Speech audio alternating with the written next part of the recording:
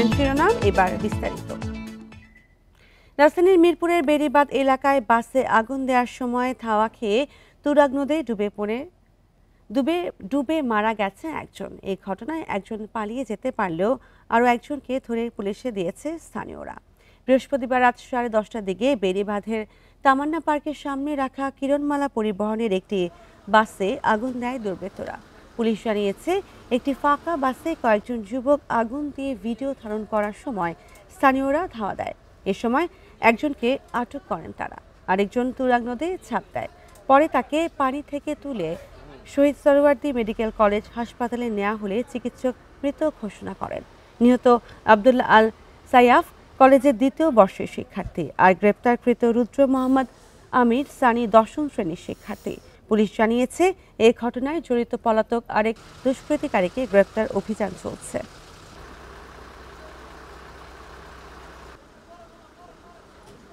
খাইতে গেছে, খাওয়ার আসার তখনকার শুনছি যে আগুন জ্বলতেছে। যখন আমি আমার গাড়ির কাছে আসি তখন দেখি যে আমার গাড়ি পুরো শেষ। কাগজ আছিল, লাইসেন্স আছিল, সব শেষ আমার। যে ছেলেটা মারা গেছে সে পানিতে ঝাঁপ দিছে, তারা পানির থেকে তারা উঠাই নিয়ে আসছে। অনেকে চেষ্টা করতেছে যাতে সে বাঁচে কিনা, পাম্পস বুকের মধ্যে খুব পাম্পস করতেছে। আরেকটারে ধরছে, আমরা দেখলাম, আরেকটা পালাই গেছে।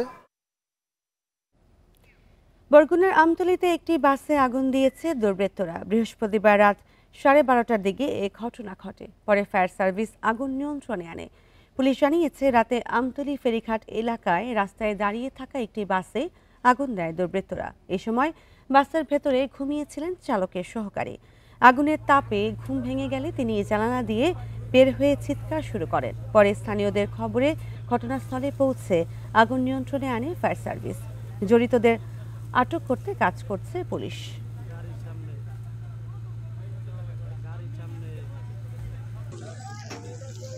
সংবাদ পাওয়ার ভিত্তিতে আমরা অগ্নিকাণ্ড স্থলে দ্রুত মুভমেন্ট করার পর আমরা অল্প সময়ের মধ্যে একটি বাস আগুন ছিল, আগুনটা আমরা নির্বাপন করতে সক্ষম হই। জাতীয় নির্বাচনের দিনই অনুষ্ঠিত হবে গণভোট। এতে জনমত জানতে 4টি বিষয় তুলে ধরে একটি প্রশ্ন অনুষ্ঠিত হবে, হ্যাঁ বা না ভোট। জাতির উদ্দেশ্যে দেওয়া ভাষণে এই সিদ্ধান্ত জানালেন প্রধান উপদেষ্টা অধ্যাপক মোহাম্মদ ইউনূস। জাতির বৃহত্তম স্বার্থে রাজনৈতিক দলগুলো এই সিদ্ধান্ত মেনে নেবে বলে প্রত্যাশা প্রধান উপদেষ্টার। সংগঠিত হত্যাকাণ্ডের জুলাই জাতীয় সনদ বাস্তবায়ন নিয়ে বৃহস্পতিবার দুপুরে জাতির উদ্দেশ্যে ভাষণ দেন প্রধান উপদেষ্টা অধ্যাপক মোহাম্মদ ইউনূস। ভাষণের আগে এই সনদে অনুমোদন দেন রাষ্ট্রপতি মোহাম্মদ শাহাবুদ্দিন। আপনার সম্মতি জ্ঞাপন করতে জাতীয় নির্বাচনের দিনই গণভোটের সিদ্ধান্ত জানান প্রধান উপদেষ্টা। বৃহত্তর স্বার্থে রাজনৈতিক দলগুলো এই সিদ্ধান্ত মেনে নেবে বলে প্রত্যাশা ব্যক্ত করেন তিনি। আগামী জাতীয় সংসদ নির্বাচনের দিনেই গণভোটের আয়োজন করা হবে, অর্থাৎ জাতীয় নির্বাচনের মতো গণভোটও ফেব্রুয়ারির প্রথমার্ধে একই দিনে অনুষ্ঠিত হবে। তত্ত্বাবধায়ক সরকার, দ্বিকক্ষ বিশিষ্ট সংসদ, প্রধানমন্ত্রীর মেয়াদ সীমিত করা, রাষ্ট্রপতির ক্ষমতা বাড়ানো সহ জুলাই সনদ বাস্তবায়ন নিয়ে 4টি বিষয় তুলে ধরে গণভোটে একটি প্রশ্নের উত্তরে হ্যাঁ বা না ভোট দেবেন ভোটাররা। নির্বাচনকালীন সময়ে তত্ত্বাবধায়ক সরকার, নির্বাচন কমিশন এবং অন্যান্য সাংবিধানিক প্রতিষ্ঠান, আগামী সংসদ হবে 2 কক্ষ বিশিষ্ট। জাতীয় সংসদ নির্বাচনে দলগুলোর প্রাপ্ত ভোটের অনুপাতে 100 জন সদস্য বিশিষ্ট একটি উচ্চকক্ষ গঠিত হবে এবং সংবিধান সংশোধন করতে হলে উচ্চকক্ষের সংখ্যাগরিষ্ঠ সদস্যের অনুমোদন দরকার হবে। প্রধান উপদেষ্টা জানান, নতুন সংসদ গঠনের 30 কার্যদিবসের মধ্যে উচ্চকক্ষ গঠিত হবে। এছাড়া গণভোটে হ্যাঁ সংখ্যাগরিষ্ঠ হলে সংসদ সদস্যদের সমন্বয়ে সংবিধান সংস্কার পরিষদ গঠন করতে পারবে। এই পরিষদ 180 কার্যদিবসের মধ্যে জুলাই জাতীয় সনদ এবং গণভোটের ফল অনুসারে সংবিধান সংস্কার করবে। পরিষদ তার প্রথম অধিবেশন শুরুর তারিখ হতে 180 কার্যদিবসের মধ্যে সংবিধান সংস্কার করবে।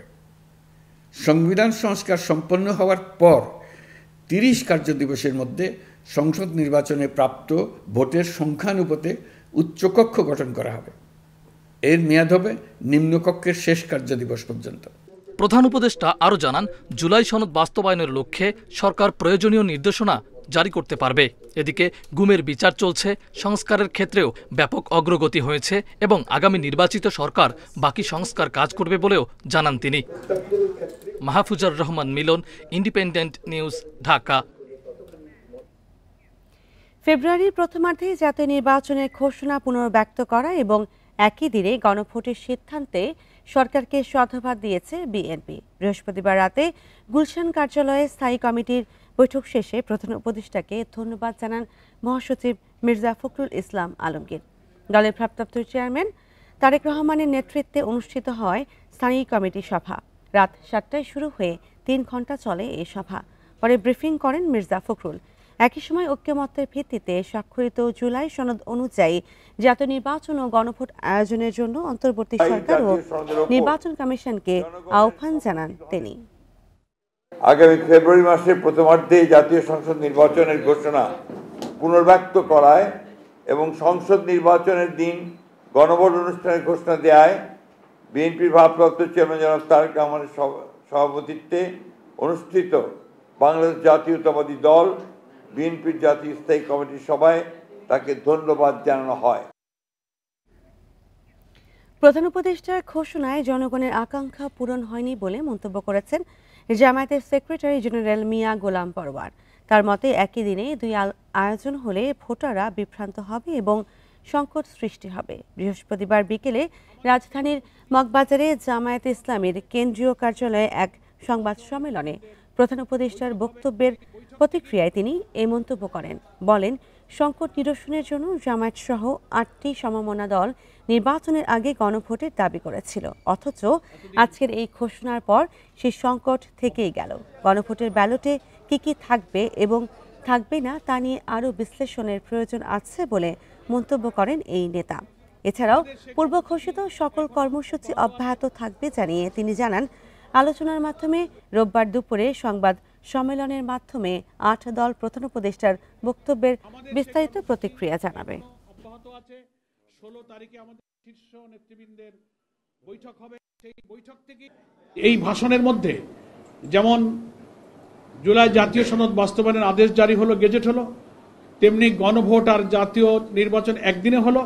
আবার গণভোটে যে ব্যালটে কি যাবে সেই বিষয়গুলো যাওয়ার কিছু বিষয় আজকে ভাষণে প্রধান উপদেষ্টা উল্লেখ করেছেন, সেটারও বিশ্লেষণ প্রয়োজন।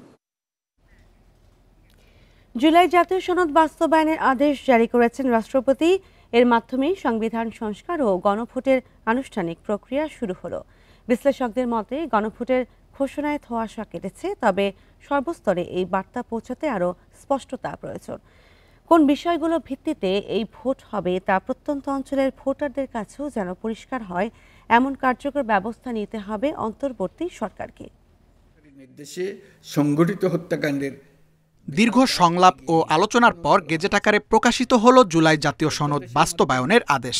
এর আগে উপদেষ্টা পরিষদে তা অনুমোদনের পর জাতির উদ্দেশ্যে ভাষণ দেন প্রধান উপদেষ্টা অধ্যাপক মোহাম্মদ ইউনূস। গেজেটের আদেশ অনুযায়ী আগামী ফেব্রুয়ারির প্রথমার্ধে একই দিনে হবে ত্রয়োদশ সংসদ নির্বাচন ও গণভোট। সেখানে সংবিধান সংস্কার বিষয়ে গুরুত্বপূর্ণ বিষয়গুলোর ভিত্তিতে হ্যাঁ বা না ভোট দিতে হবে ভোটারদের। বিশ্লেষকরা বলছেন, গণভোটের বিষয়গুলো অত্যন্ত গুরুত্বপূর্ণ হলেও এর ভাষা ও উদ্দেশ্য স্পষ্টভাবে ব্যাখ্যা করা দরকার, যাতে প্রান্তিক মানুষও বুঝতে পারেন ঠিক কি বিষয়ে ভোট দিচ্ছেন তারা।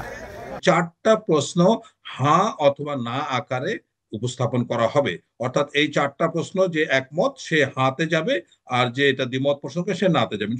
সুতরাং বিষয়টি আমাদের কাছে একেবারে একদম লেম্যান হিসেবে যদি চিন্তা করি, আমি একেবারে সোজা সাপটা এবং সহজ মনে করছি, এবং এর বাইরে যাওয়ার খুব একটা সুযোগ নাই।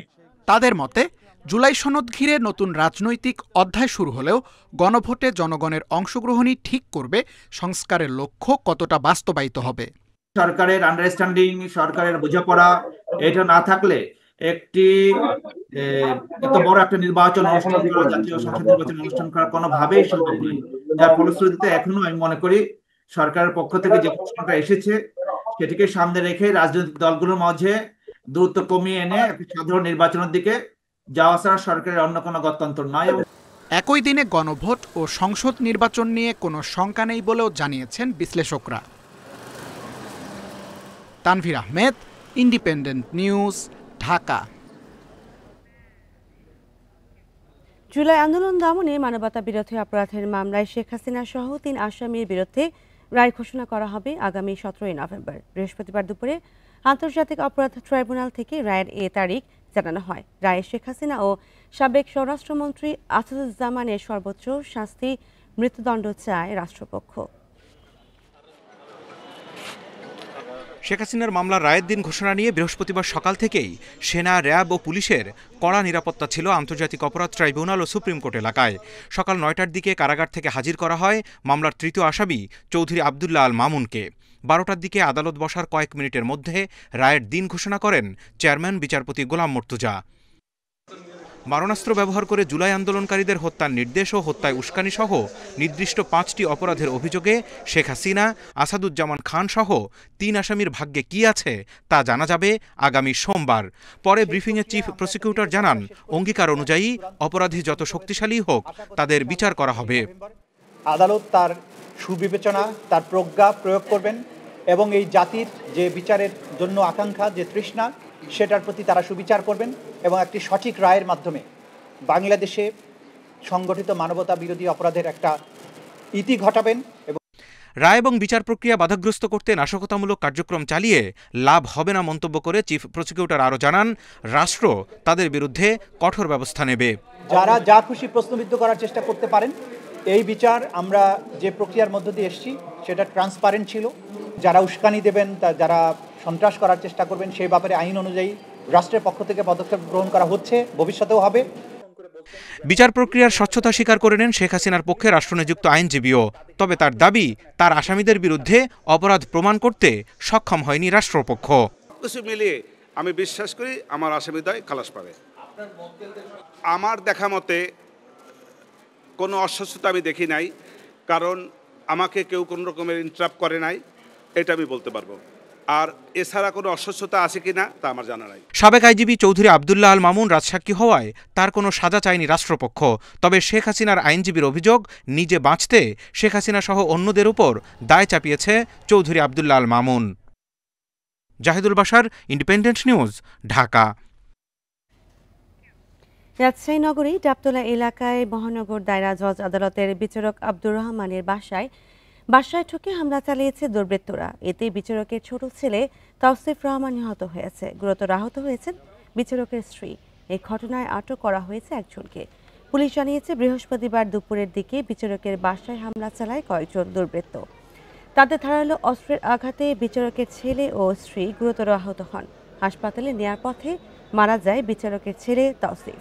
সে রাজশাহী ল্যাবরেটরি স্কুলের ৯ম শ্রেণীর শিক্ষার্থী। বিচারকের স্ত্রীকে রাজশাহী মেডিকেল কলেজ হাসপাতালে ভর্তি করা হয়েছে।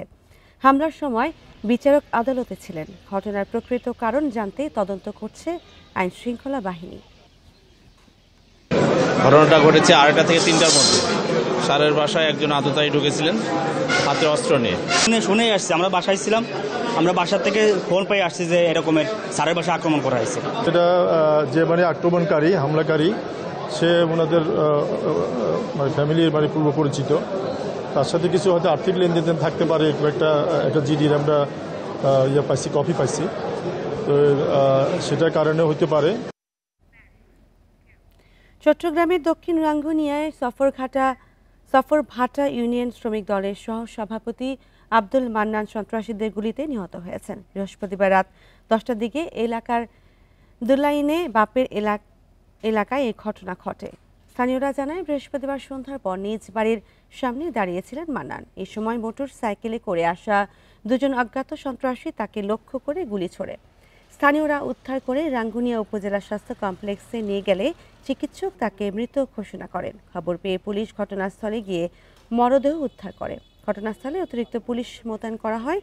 পূর্ব শত্রুতার জেরে হত্যার ঘটনা ঘটতে পারে বলে ধারণা করছে পুলিশ।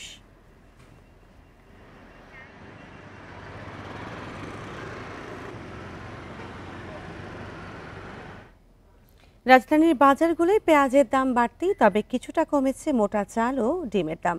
আরও জানাতে রাজধানীর কারওয়ান বাজার থেকে যোগ দিচ্ছেন সহকর্মী আনোয়ার সাদাত নূর। আনোয়ার সাদাত, বাজার পরিস্থিতি কেমন দেখছেন এবং দাম নিয়ে ক্রেতা বিক্রেতারা কি বলছেন?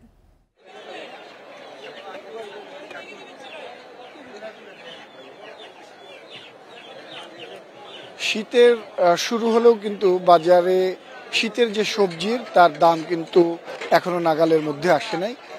কিছুটা হলেও বাড়তি এরকম অভিযোগ বিক্রেতাদের, এবং ক্রেতাদের অভিযোগ যে সেটা অনেক বেশি বাড়তি।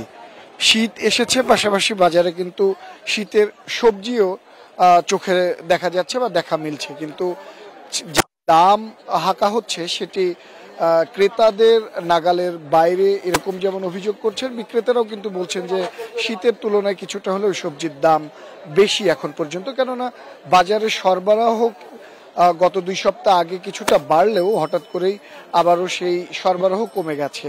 এর কারণ হিসেবে ব্যবসায়ীরা বলছেন যে আমদানি, মানে ঢাকার বাইরে থেকে যে সবজি এসে পৌঁছায় ঢাকা শহরে এবং বিশেষ করে যে বৃহৎ মার্কেট কারওয়ান বাজার, সেই জায়গাতে সরবরাহ গত কয়েকদিন ধরে অনেকটাই কমে গেছে।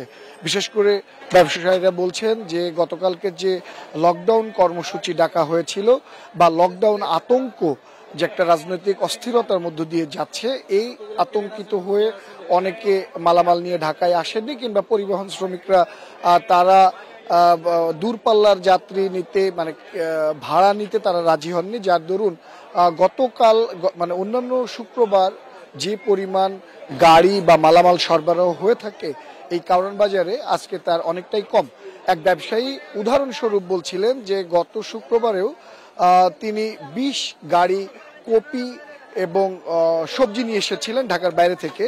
এই সপ্তাহে তাকে আনতে হয়েছে মাত্র 5 গাড়ি, কেননা পরিবহন সংকটের কারণেই কিন্তু তারা আনতে পারেনি, ফলে সরবরাহ কম, তাই দামও চাহিদার তুলনায় কিছুটা বৃদ্ধি পেয়েছে বলে তারা জানাচ্ছেন।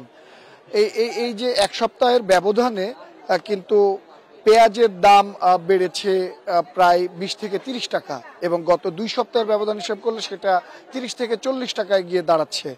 যে তবে ব্যবসায়ীরা বলছেন যে মজুদকৃত যে পেঁয়াজ তার আমদানি প্রায়, তার যে স্টক করে রাখা হয় সেটা শেষের দিকে, নতুন পেঁয়াজ ডিসেম্বরের শেষ নাগাদ ওঠার মধ্যবর্তী সময় পর্যন্ত দামটা এভাবে বাড়তে থাকবে, যেহেতু আমদানি নেই, নতুন করে বাইরে থেকে আমদানি করা হচ্ছে না, যার ফলে পেঁয়াজের বাজারে সংকট দেখা দিচ্ছে চাহিদার তুলনায়, যার ফলে বাড়তি দামে বিক্রি করতে বাধ্য হচ্ছেন ব্যবসায়ীরা। তবে ডিসেম্বর নাগাদ নতুন পেঁয়াজ উঠলে সেটি আরও কমে সাধ্যের মধ্যে চলে আসবেন বলে ব্যবসায়ীরা বলছেন। এছাড়া শীতের সবজির মধ্যে বেগুন, শিম, মূলা এগুলো 50 থেকে 60 টাকা, এবং টমেটো সহ শিম 150 থেকে 160 টাকা পর্যন্ত বিক্রি হচ্ছেন। ব্যবসায়ীরা বলছেন যে আরো কিছুদিন গেলে, পুরোপুরি শীত পড়লে শীতের সবজির সরবরাহ বাজারে বাড়বে এবং আস্তে আস্তে এই দাম কমে আসবে। সেই তুলনায় আলুর দাম একদিকে ব্যবসায়ীরা বলছেন কম, তবে গত 2 দিনের তুলনায় আলুর দাম কেজি প্রতি 3 থেকে 5 টাকা করে বেড়েছে বাজারে। রাজধানীর বাজার পরিস্থিতি নিয়ে জানাচ্ছিলেন সহকর্মী আনোয়ার সাদাত নূর। সরবরাহ বেশি থাকলেও দাম কমেনি শীতকালীন সবজির উৎপাদন ও বাজার পরিস্থিতি নিয়ে জানাতে রাজশাহী থেকে যুক্ত হচ্ছেন সহকর্মী মুস্তাফিজুর রহমান। সবজির বাজারের দাম কেমন দেখছেন এবং মানুষের চাহিদা কতটা পূরণ হচ্ছে?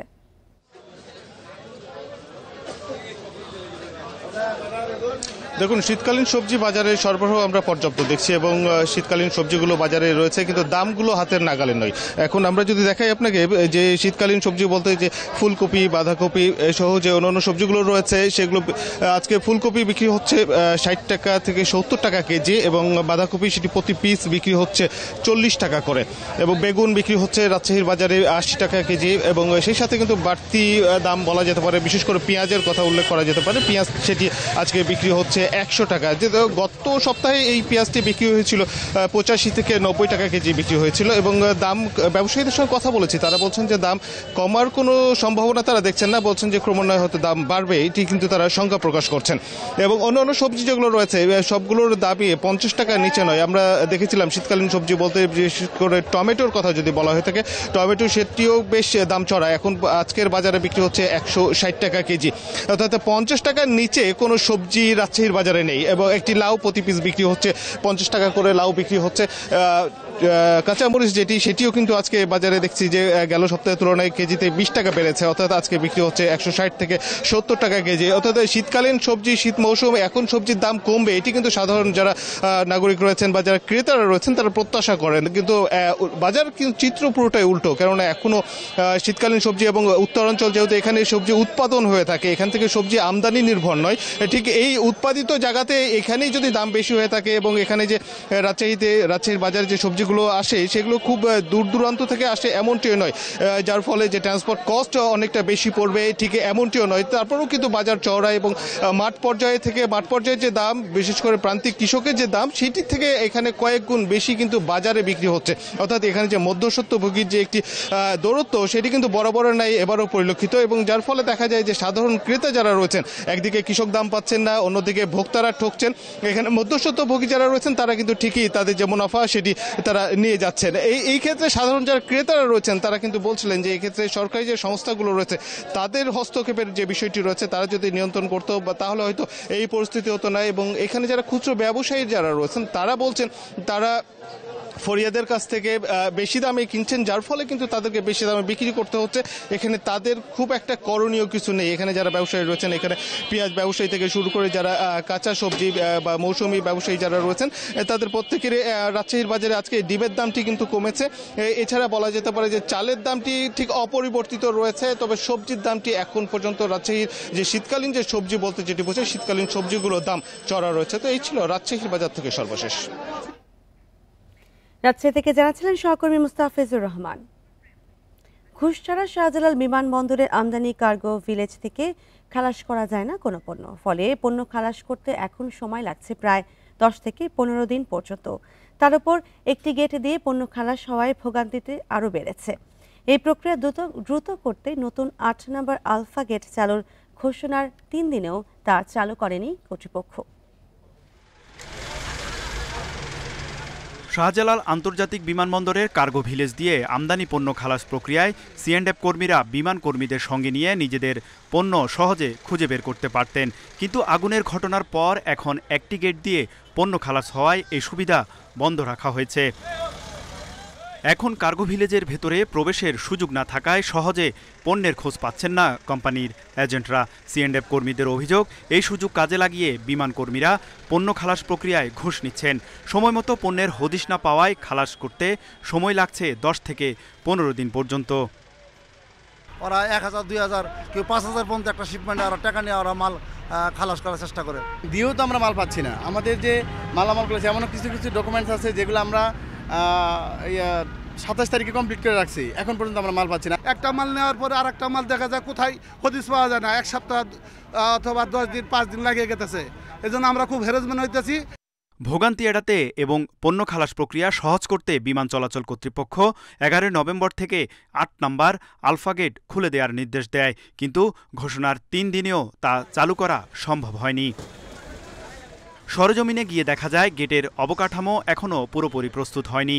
সড়কের পাশাপাশি অন্যান্য কাজ এখনও চলমান। ধীরগতির কারণে আগামী 7 দিনেও এই কাজ শেষ হবে না বলে আশঙ্কা সিএন্ডএফ নেতাদের। আলফা 8, আলফা 1 গেটটা খোলার ব্যাপারে জরুরি করেছে এবং সিভিল এভিয়েশন একটা তারিখ ঘোষণা করেছে, কিন্তু অদ্য পর্যন্ত এখানে খোলার কোনো কার্যক্রম আমরা দেখছি না। সেখানে গিয়ে যে অবস্থা দেখতে পেয়েছি, আগামী 1 সপ্তাহ সেটা ওপেন হবে কিনা এটা আমাদের মধ্যে শঙ্কা কাজ করছে। তাছাড়া ওইখানে একটা র্যাম্প রয়েছে, যে র্যাম্পটার কারণে গাড়ি অনায়াসে ভিতরে ঢুকতে পারবে না এবং বেরোতে পারবে না। আমদানি পণ্যের খালাস প্রক্রিয়া স্বাভাবিক করতে দ্রুত বিকল্প ব্যবস্থা নেয়ার দাবি ব্যবসায়ী সহ সংশ্লিষ্টদের। তৌহিদ রানা, ইন্ডিপেন্ডেন্ট নিউজ, ঢাকা। দেশে 10 বছরে ডায়াবেটিসে আক্রান্ত বেড়েছে দ্বিগুণ। রোগীদের অর্ধেকের বেশি জানেন না তারা ডায়াবেটিসে আক্রান্ত। স্বল্প বয়সীরা আক্রান্ত হওয়ায় বাড়ছে হৃদরোগ, স্ট্রোক ও কিডনি সহ নানা জটিল রোগের ঝুঁকি। চিকিৎসকরা বলছেন, সঠিক সময়ে ডায়াবেটিস নিয়ন্ত্রণ করতে পারলে 70% সুস্থ জীবনযাপন করতে পারে। বাংলাদেশ ডায়াবেটিস সমিতির হিসাবে 2015 সালে দেশে ডায়াবেটিসে আক্রান্ত ছিল প্রায় 35 লাখ। 2025 সালের হিসাবে এ সংখ্যা পৌঁছেছে 65 লাখে। ইন্টারন্যাশনাল ডায়াবেটিস ফেডারেশনের সাম্প্রতিক এক জরিপে দেখা গেছে দেশে বর্তমানে ডায়াবেটিসে আক্রান্ত 1,38 লাখ। বিশেষজ্ঞ চিকিৎসকরা বলছেন, কায়িক পরিশ্রমের অভাব, খাদ্যাভ্যাস, ঘুমের অভাব ও অসচেতনতার কারণে দেশে বাড়ছে ডায়াবেটিস রোগীর সংখ্যা। ডায়াবেটিস একদম মাথা থেকে আরম্ভ করে পা পর্যন্ত ধরে। ইট মিনস প্রথমে আপনার কমপ্লিকেশন হিসেবে ব্রেন স্ট্রোক হতে পারে, তারপরে চোখে অন্ধত্ব পর্যন্ত হতে পারে, হার্টের ব্লক থেকে আরম্ভ করে বিভিন্ন রকম হার্ট ফেলিউর, বিভিন্ন রকম রোগ। তারপরে এবার চলে আসেন কিডনি, ডায়াবেটিস থেকে কিডনির বিভিন্ন রকম রোগ, তার মধ্যে একদম এক্সট্রিম পর্যায়ে গিয়ে ডায়ালাইসিস পর্যন্ত লাগতে পারে। ফিজিক্যাল অ্যাক্টিভিটি না বাড়ালে আমার সুগার কখনো কন্ট্রোল হবে না। হেলদি ডায়েট না খেলে আমি সুগার কন্ট্রোল রাখতে পারবো না। আমি ওষুধ খাই বা ইনসুলিন যাই দিই, তাহলে আমার বেসিক জায়গা কিন্তু হলো লাইফস্টাইল। এটা করতে গেলে আমার মোটিভেশন লাগবে, আমার বিহেভিয়ার চেঞ্জ করতে হবে। সঠিক সময়ে চিকিৎসায় 70% রোগী সুস্থ জীবনযাপন করতে পারে বলে জানান বিশেষজ্ঞরা। বছরে অ্যাটলিস্ট একবার আপনি হেলথ চেক আপ করবেন, যখনই দেখলেন যে আপনার বয়স 35 ক্রস করতেছে বা 40-র কাছাকাছি আসছে। এই আরেকটা গ্রুপ যাদের ফ্যামিলি হিস্ট্রি থাকে তারা অনেক আগে থেকে সচেতন হবেন। 40 বছর বয়সে যা ধরা পড়ে নেই, প্রতি বছর আপনারা চেক আপ করবেন, যাতে আপনার ডায়াবেটিসটা একদম ইনিশিয়াল স্টেজে ধরা পড়ে।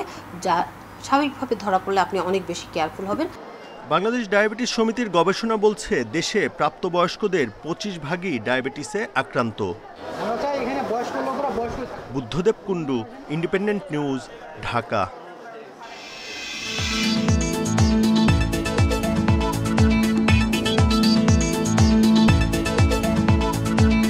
তানসিয়া জামান মিথিলা মিস ইউনিভার্স 2025-এ বাংলাদেশের প্রতিনিধিত্ব করছেন। থাইল্যান্ডের প্রতিযোগিতা শুরু চলছে ভোটদান। পিপলস চয়েসে বিপুল ভোট নিয়ে বিশ্বের 130 প্রতিযোগীর মধ্যে শীর্ষে মিথিলা। 5টি ক্যাটাগরিতেও শীর্ষে 5-এ সামাজিক মাধ্যমে দেশি তারকারা ভোট দেওয়ার আহ্বান জানাচ্ছেন। গ্র্যান্ড ফিনালে পারফরমেন্স ও বিচারকের রায়ে চূড়ান্ত ফল নির্ধারিত হবে।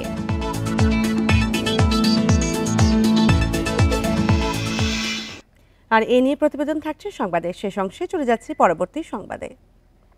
প্রায় 4000 গাছের নাম ও ছবি নিয়ে প্ল্যান্টস অফ বাংলাদেশ নামের বইটি লিখেছেন জ্যাকব থমাস। প্রায় 6 বছর ধরে গবেষণা করে বইটি লিখেছেন তিনি। জানা অজানা বিভিন্ন উদ্ভিদের কথা সহজে জানতে পারবেন সবাই। দেশের উদ্ভিদ পরিচিতির জন্য এমন বই এবারই প্রথম প্রকাশ হলো।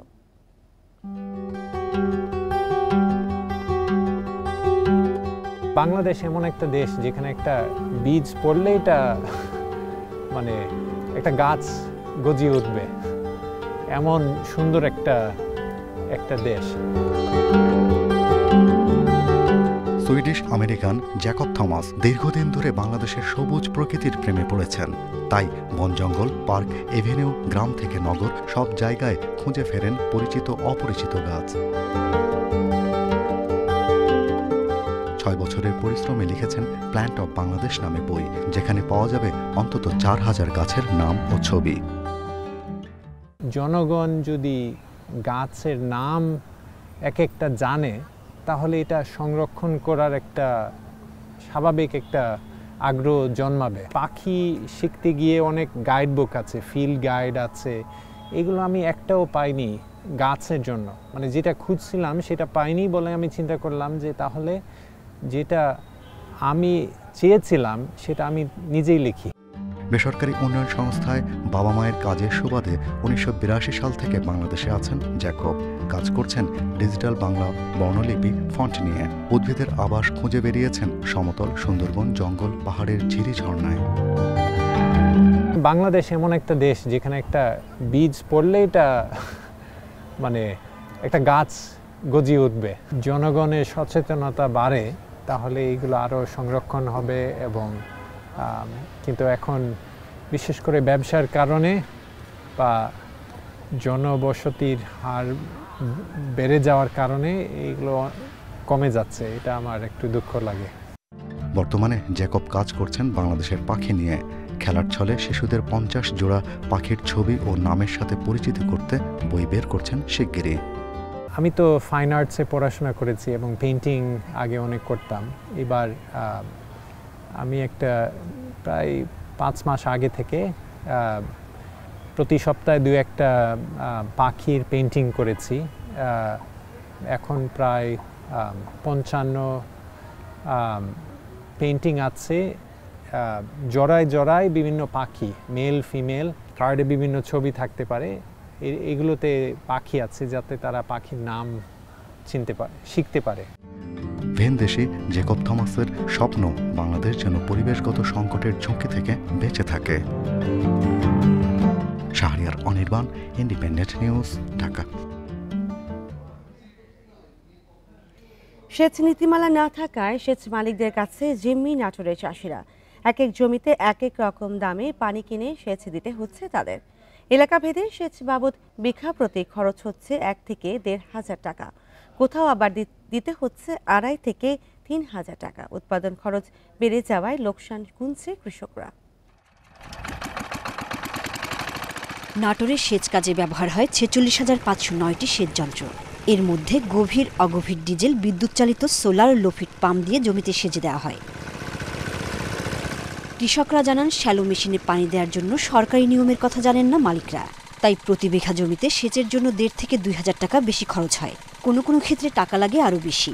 টাকা না দিলে পানি দেয় না মেশিন মালিকরা। সরকারি নিয়ম মানলে সাশ্রয় হতো, বলছেন কৃষকরা। আবাদ করা খুব কঠিন হয়ে গেছে, কারণ সেচ দিতে গেলে 1,500 থেকে 2,000 টাকা বিঘা প্রতি বেশি লাগতেছে। পালারাও হচ্ছে যে সরকারি যে নিয়ম, সেই নিয়ম মানে না, শ্যালো মেশিনওয়ালারাও সেই নিয়ম মানে না। আমারও তিনি বেশি টাকা ধরে। যদি জমি দূরে হয় তাহলে আমার থেকে টাকা অঙ্ক বেশি চায়, না দিলে আমার পানি দেয় না। প্রত্যেক সেচ মৌসুমের শুরুতে দাম নির্ধারণ করে উপজেলা সেচ কমিটি। কারো বিরুদ্ধে সেচের জন্য অতিরিক্ত টাকা নেওয়ার অভিযোগ পাওয়া গেলে আইনি ব্যবস্থা নেওয়ার কথা জানিয়েছে বিএডিসি।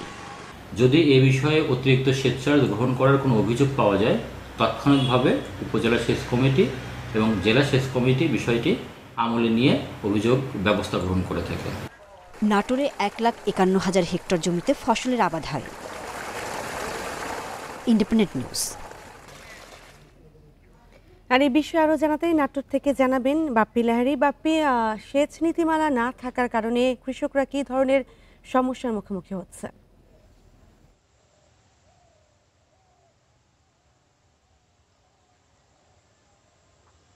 আসলে কৃষি ক্ষেত্রে কিন্তু সেচটা সবচেয়ে বড় চাহিদা আসলে, আর এই চাহিদার কারণে কিন্তু প্রতিটা কৃষকই এই সেচের উপর নির্ভর। তবে নাটোরে যে সেচ নীতিমালাটা বাস্তবায়ন হয় না, তার কারণে কিন্তু আসলে কৃষকেরা যে ক্ষতির সম্মুখীন হয়, প্রথমত তারা যে জমিতে যে পানি দেওয়া লাগবে সেই জমিতে পানি দিতে গিয়ে কিন্তু তারা অর্থনৈতিকভাবে ক্ষতিগ্রস্ত হয়। আচ্ছা, আমি যদি এখন দেখাই যে আমার পিছনে যে জমিটি রয়েছে, এই জমিটিতে কিন্তু আসলে এখন ধান কাটার একটা উৎসব চলছে এই মুহূর্তে। এর পরবর্তীতে এখানে যে ফসলটা আবাদ করা হবে সেই ফসলের জন্য কিন্তু আসলে পানির প্রয়োজন। কারণ এই পানির প্রয়োজন হতে এখানকার যে দুই সাইডে 2টি ভাগ রয়েছে, একটি হচ্ছে সেচ বিভাগের, একটি হচ্ছে শ্যালো। এখানে যে সেচ বিভাগের পক্ষ থেকে যে সেচটা দেওয়া হয়, সেই সেচটা যদি 1,500 টাকা বিঘে দেওয়া হয়, আর সেক্ষেত্রে পার্শ্ববর্তী কিন্তু যে শ্যালো মেশিনের সেচটা রয়েছে, সেই শ্যালো মেশিনের সেচটা কিন্তু আসলে অনেক দূর থেকে আসার কারণে সেখানে 2,200 এবং 2,300, কোনো কোনো ক্ষেত্রে আসলে 2,500 টাকা করেও ধরা হচ্ছে। এই যে একটা ব্যবধান যে প্রায় 700-800 টাকা, আবার অনেক ক্ষেত্রে রয়েছে যে এই জমি থেকে একটু বেশি দূরে গেলে সেক্ষেত্রে হয়তো বা আরও বেশি 2,500-3,000 টাকা অনেক ক্ষেত্রে কিন্তু কৃষকদের কাছ থেকে নেওয়া হচ্ছে। যার ফলে কৃষকেরা এই সেচের কারণে, শুধুমাত্র সেচ নীতিমালা না থাকার কারণে কিন্তু আসলে কৃষকেরা ক্ষতিগ্রস্ত হচ্ছে অর্থনৈতিকভাবে। কৃষকরা আমাদেরকে যেটা বলছেন যে আসলে সরকারিভাবে যে সেচ নীতিমালাটা যদি বাস্তবায়ন করা যেত তাহলে কিন্তু আসলে কৃষকরা লাভবান হতো। কারণ সেচ বিভাগের যে এই নীতিমালা রয়েছে, সেই নীতিমালাতে কিন্তু আসলে জমিতে যে বিএডিসির যে পাম্প রয়েছে, সেই পাম্পের এলাকা ভিত্তিক যে তাতে কিন্তু বিঘা প্রতি প্রায় 500 থেকে 600 টাকা খরচ হবে বলে কৃষকরা কিন্তু আমাদেরকে জানিয়েছেন। সেখানে 500-600 টাকা জায়গা কোথাও কোথাও 1500 টাকা, কোথাও 2000, কোথাও বা 2,500 থেকে 3,000 টাকা কৃষকদের কাছে নেওয়া হচ্ছে। এর ফলে কৃষকেরা কিন্তু আসলে ক্ষতিগ্রস্ত হচ্ছে। ধান সহ যে বিভিন্ন ফসল রয়েছে সব ফসলে কিন্তু সেচটা এখন বিশেষভাবে জরুরি হয়ে পড়েছে কৃষকদের দাবি যে আসলে এই সেচ দেওয়ার ক্ষেত্রে যদি সরকারি নীতিমালাটা পালন করা হয় তাহলে কৃষকরা হয়তো আর কিছুটা লাভবান হবেন। নাটোর থেকে জানাচ্ছিলেন সহকর্মী বাপ্পি লাহিড়ী। আর এই ছিল এখনকার সংবাদে। ধন্যবাদ সবাইকে।